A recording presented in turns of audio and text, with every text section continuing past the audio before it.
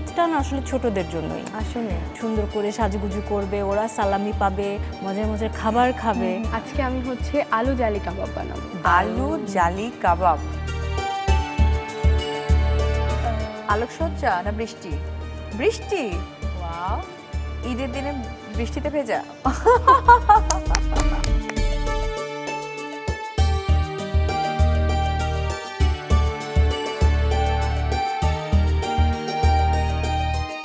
আমার হয়ে গেল আলু জালি কাবাব।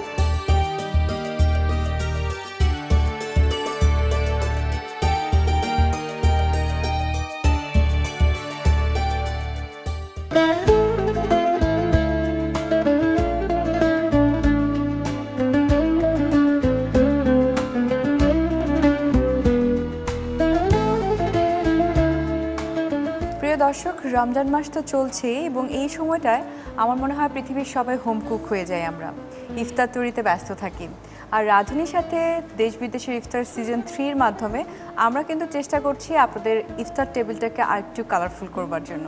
সেই চেষ্টাতেই শ্রাবণ ও তৌহিদা আজকে ওয়েলকাম করছি আপনাদের সবাইকে আজকের এপিসোডে। আমার সাথে যে দুজন গেস্ট রয়েছেন অলরেডি আপনারা দেখেছেন, তারপর পরিচয় করিয়ে দিতে চাই। আমার ভীষণ পছন্দের, সবার পছন্দের উপস্থাপক এবং অভিনেত্রী মাসুমা রহমান নাবিলা। হ্যালো নাবিলা। হ্যালো। এবং আরও রয়েছেন শেয়ার রাধুনী 1429-এর রাধুনী রায়না। হ্যালো রায়না। হ্যাঁ আপু। নাবিলা, তুমিও বলেছো যে রমজান মাসে বাসায়ই থাকো, প্রথম দিন দেখা হয়েছিল, নিশ্চয়ই অনেক অনেক রেসিপি ট্রাই করলে। হ্যাঁ, কিছু নতুন রেসিপি, কিছু পুরনো সবসময়কার রেসিপিস থাকে যেগুলো শুধু রোজার মাসেই ট্রাই করা হয়। এই তো হ্যাঁ, নতুন পুরনো মিলে ট্রাই করছি। এবারে শেয়ার রাধুনী সিজন 8 তো অলরেডি অন ইয়ার হচ্ছে। রায়না, কেমন লাগছে? আসলে আমার সময়ের যে এক্সাইটমেন্টটা ছিল ওইটা কেমন যেন মানে কাজ করতেছে এখনো। তোমাকে দেখলেই আমার একটা কথা মনে পড়ে, বলো তো কি কথা? হাত কাটার কথা। I know. তুমি আজকেও হাত কেটে আছো? হ্যাঁ, আমার একটু হাত পুড়ে গেছিল এই জন্য। ও আচ্ছা, এখনো তার মানে তুমি রান্না করার সময় কি একটু অস্থির থাকো? মাঝে মাঝে যখন একটু তাড়াহুড়ো করে কিছু করতে হয় তখন দেখা যায় যে একটু হয়ে যায়। ঈদের সময় ছোটবেলার ঈদটা কেমন ছিল তোমার, যেহেতু দেশের বাইরে ছিলে তুমি? ভালো ছিল, মজার ছিল।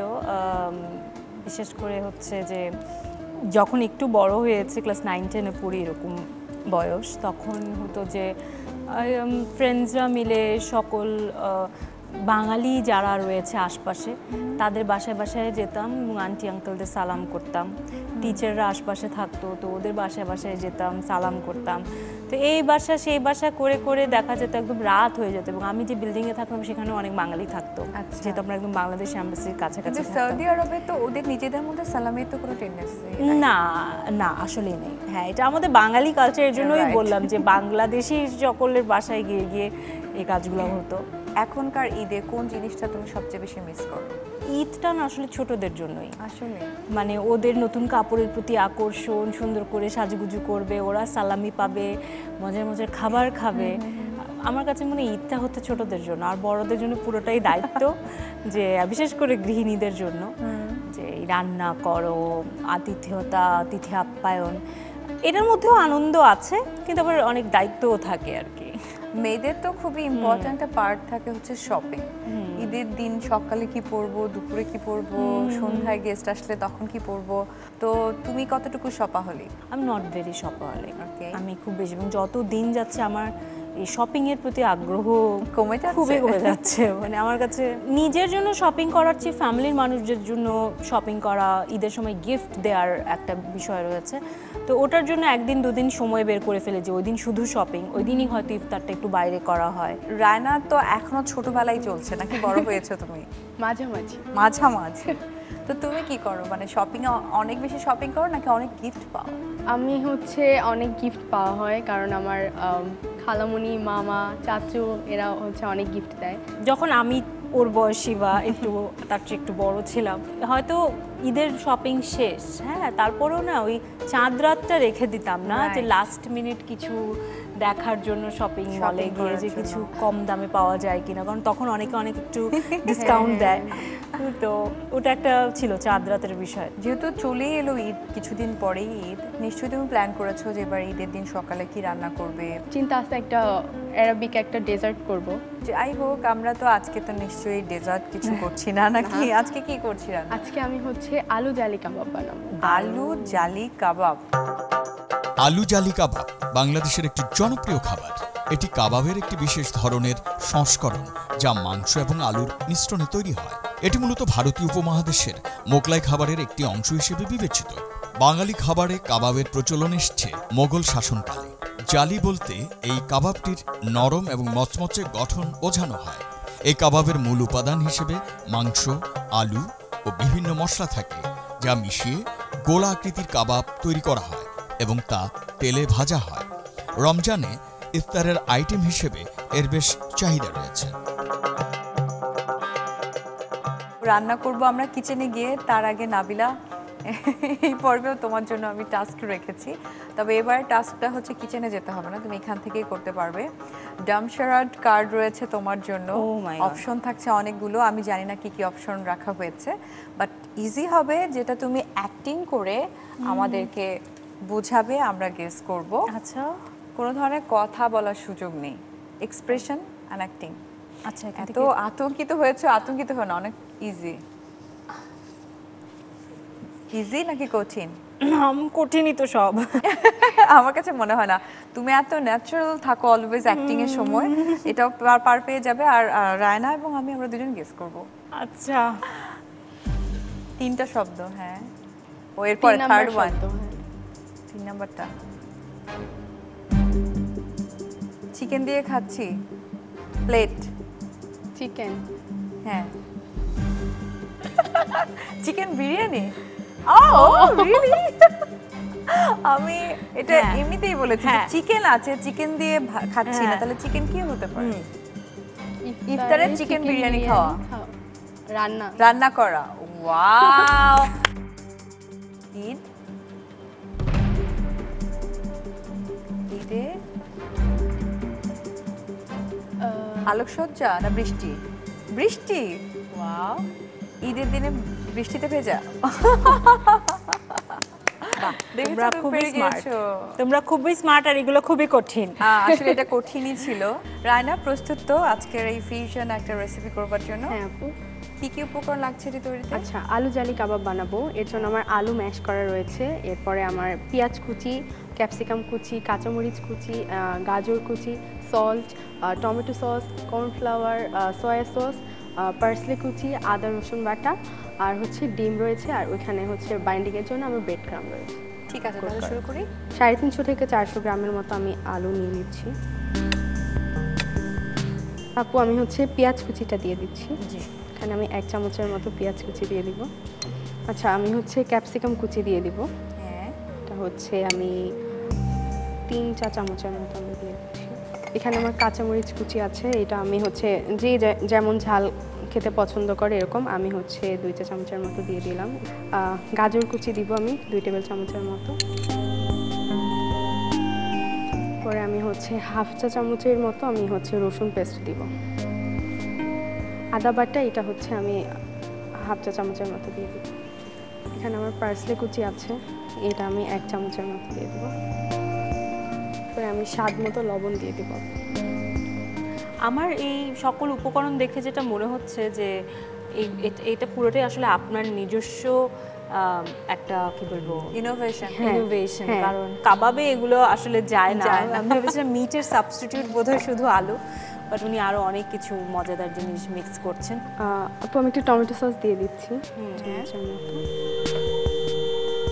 আর এখানে আমার সয়া সস রাখা আছে, এটা হচ্ছে লাইট সয়া সস, তো এটা আমি 1/2 চামচের মতো একটু দিয়ে দিচ্ছি।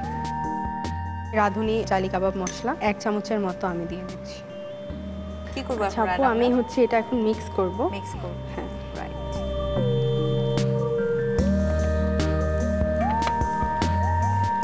আমি একটু কর্নফ্লাওয়ার দিব 1 Please. চামচ। কতটুকু দিয়ে দেবো? আচ্ছা আমি 1 চামচ দিয়ে দিই। 1 চামচ।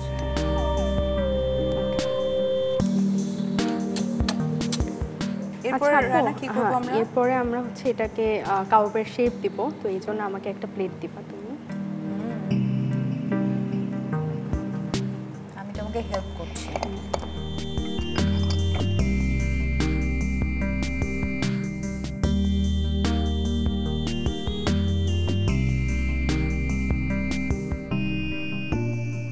এখন শুধু ভাজার পালা, রাইট?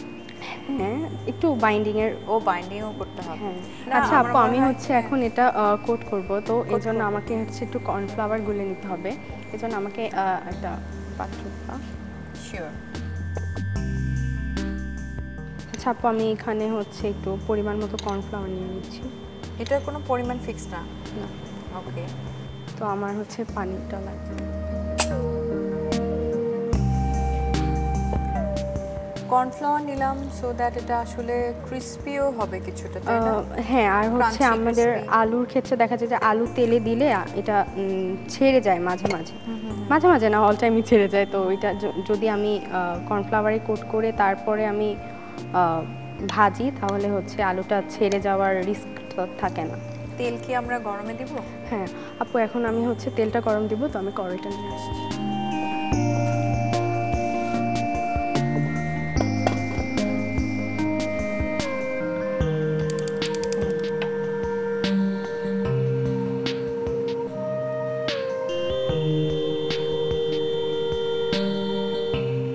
সোক করে দেন আমি হচ্ছে ব্রেড ক্রাম্ব দিয়ে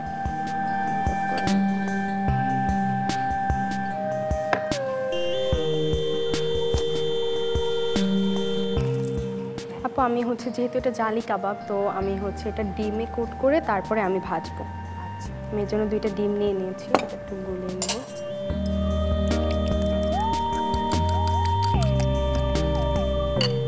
আপু, আমি এখন হচ্ছে ডিমে কোট করে আমি হচ্ছে ডিপ ফ্রাই করে নেব, এটা গোল্ডেন কালার আসা পর্যন্ত। আচ্ছা।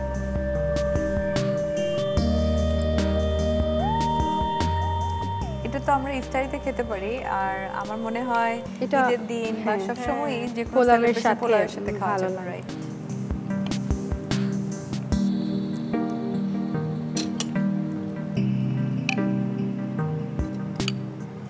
আমি একটু উপর থেকে জাল বিছিয়ে দিচ্ছি। ওয়াও,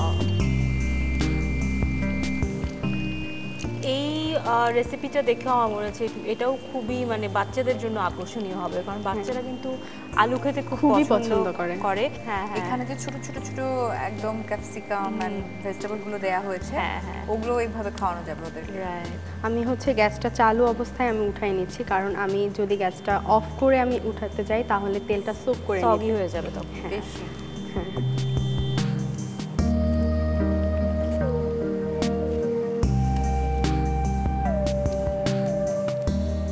তারপর আমি এটা উঠাই নিয়েছি। আমি হচ্ছে এখানে আমি জুলিয়ান করে হচ্ছে ক্যাপসিকাম আর ক্যারট কাটা আছে। এই কাজটা আমার খুব কঠিন লাগে, জুলিয়ান আমি কাটতে পারি না। আমার খুবই ভালো লাগে। খুবই ভালো লাগে। হ্যাঁ, কাটতে। পারলে তো ভালো লাগবে। তো আমি হচ্ছে এইটা থেকে একটা মানে বেস করে নিচ্ছি, এটার উপরে আমি হচ্ছে কাবাবগুলো দিয়ে দিব, তাহলে দেখতে খুবই সুন্দর লাগবে। তা তো বুঝতেই পারছি, কালারফুল অনেক। হ্যাঁ, আমি এটা এখানে দিয়ে দিচ্ছি। আর আপু, আমি এটা খাওয়ার জন্য এখানে আমি টমেটো কেচাপ দিয়ে দিচ্ছি। আচ্ছা আপু, আমার হয়ে গেল আলু জালি কাবাব। ওয়াও, থ্যাংক ইউ, আমার Welcome. অনেক ভালো লেগেছে। আমি তো বাসাটা ট্রাই করব, নাবিলাও নিশ্চয়ই এটা বাসায় Of তৈরি করবে। course. আর দর্শকদেরকেও বলতে চাই যারা বাসায় তৈরি করতে চান এটি আলু জালি কাবাব, আপনাদের সুবিধার্থে দেখিয়ে দিতে চাই রিক্যাপ। আলুর জালি কাবাব।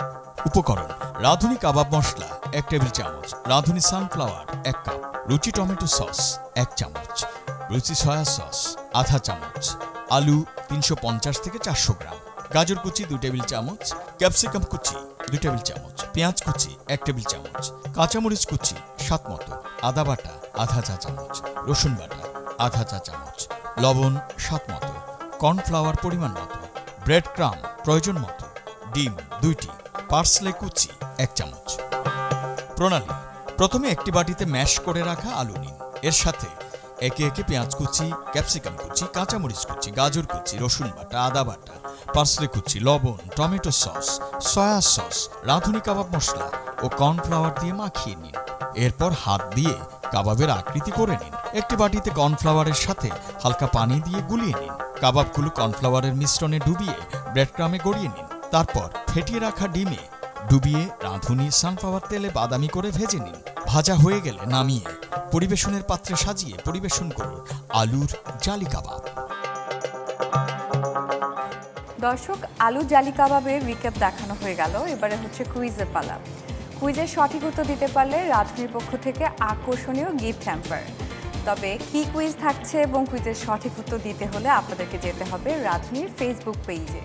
আমি শ্রাবণ তৌহিদা, এবার বিদায় নেবার পালা। প্রথমে বিদায় নিতে চাই আমার গেস্টদের কাছ থেকে। Nabila, thank you so much. Always তোমার সাথে যখনই দেখা হয় আমার খুব ভালো লাগে। সেকেন্ড টাইম তোমাকে পেয়েছি, এর জন্য অনেক অনেক ভালোবাসা। Thank you so much. আর Raina, thank you so much. অনেক কষ্ট করেছো, দ্বিতীয়বার এসেছো এখানে, এর জন্য অনেক অনেক ভালোবাসা, শুভকামনা। থ্যাংক ইউ আপু, থ্যাংক ইউ রাধুনি আমাকে অপরচুনিটিস দেওয়ার জন্য। প্রিয় দর্শক, এর সাথে আমি শ্রাবণ তৌহিদা এবার বিদায় নেব আপনাদের কাছ থেকে। আপনাদের ঈদ, আপনাদের ইফতার সব কিছুকে আর একটু কালারফুল করবার প্রচেষ্টায় কিন্তু আবার নেক্সট এপিসোডে মজাদার এবং ডিফারেন্ট রেসিপি নিয়ে হাজির হচ্ছি। রাধুনি দেশ বিদেশের ইফতার সিজন 3 নেক্সট এপিসোডেই দেখা হচ্ছে। আজকের মতো আল্লাহ হাফেজ।